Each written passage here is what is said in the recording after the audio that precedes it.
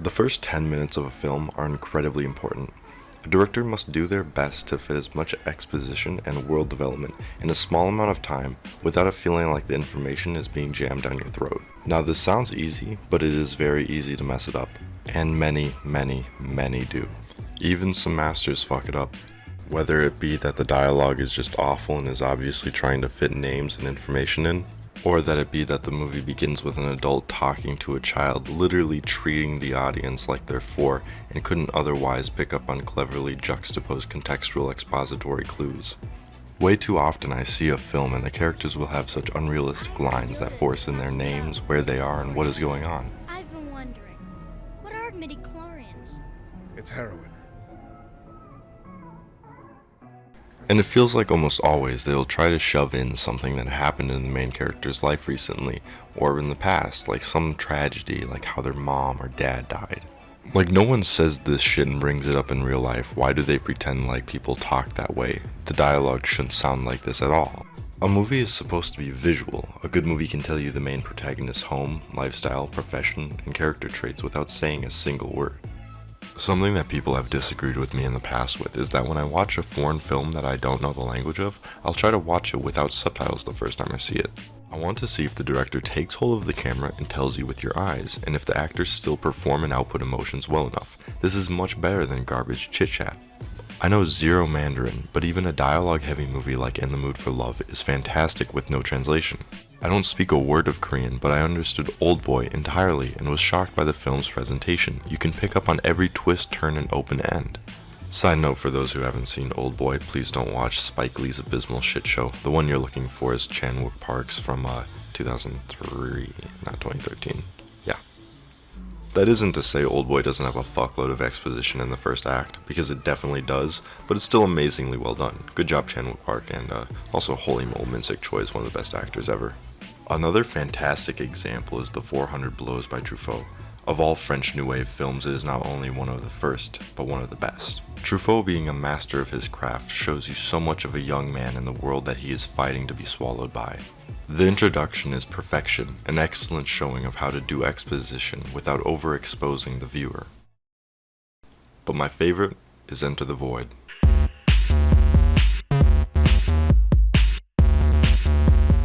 This entire film is so crazy, unique, and original, it is extremely inaccessible to viewers who aren't familiar with either mind-altering drugs or crazy art films. Before I rant about how much this film's intro kicks ass, I'm going to give a quick synopsis because I highly recommend this film. It's a trip and I love it so much. Don't worry, I won't spoil anything in this video, but you should add it to your watch list for sure.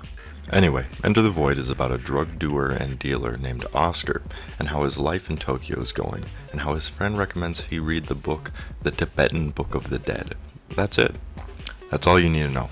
Now get ready for some opening credits.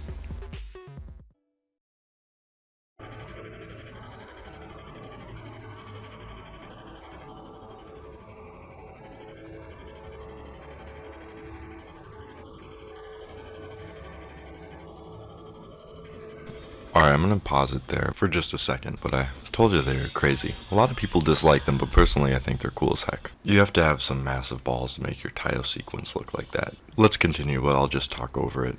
The sequence is awesome, an absolute bombardment on your senses. It sets pace for the entirety of the movie. It's jarring and unforgiving. Every other frame, 12 times a second, it flashes at you. But it is heavily overdone in opposition to the opening scene of Enter the Void. However, it is purposeful. As Tom Can, who worked on the sequence, said in an interview with artofthetitle.com, its crescendo rhythm leads you to a euphoric ascension. I find it to be a successful contrast to the really calm first scene. I'm not going to show the rest of it, but I definitely recommend you watch it. There's awesome typography work later. On to the beginning of the film. Many films have tried and failed the experimentalism of first-person camera work. I believe Enter the Void does an amazing job at it. Might be my favorite of all first person alongside The Graduate, being John Malkovich, even Hitchcock's first person work in Rear Window. And of course Hardcore Henry deserves an honorable mention. Seconds after the opening credits, we are flung into Tokyo through the eyes of Oscar. Immediately we meet his younger sister Linda. They talk briefly about how Oscar's friend Alex gave Oscar the Tibetan Book of the Dead. Revealing almost through brute force, Linda says how Alex is a junkie and will make Oscar a junkie. As well, she spews anti-religion, showing distaste towards Oscar reading anything religious. All the while she is leaving and heading to her job where she works as a dancer at a strip club. Once she is gone, Oscar scoffs at the addiction accusations, all the while vaporizing and inhaling DMT. It's extremely blunt, but it shows Oscar's lack of self-awareness. For those who don't know, DMT is known for its extremely fast onset hallucinations and short-lasting trip, so about a minute after taking in the drug, we see Oscar hallucinate. These beautiful visualizations, clearly inspired by a mixture of drugs and 2001: A Space Odyssey, are revisited throughout the movie. They are never boring and take their time, being very patient in revealing more about Oscar through his trip. Oscar's high is interrupted when he gets a call from a man named Victor, asking for more, quote, stuff. This clearly reveals Oscar is a dealer with demanding clients. Oscar forces himself to wake up, and then his friend Alex comes. Throughout these first minutes, there's a repetition of discussion, this Tibetan Book of the Dead. How after you die, you see the world around you, and how it evolves. This is planted as it takes us into everything after the intro. But we'll get there. We are actually given very little about Oscar and his sister, neither nothing about why they are in Tokyo together. This is what I love about Into the Void. It's like a Godard.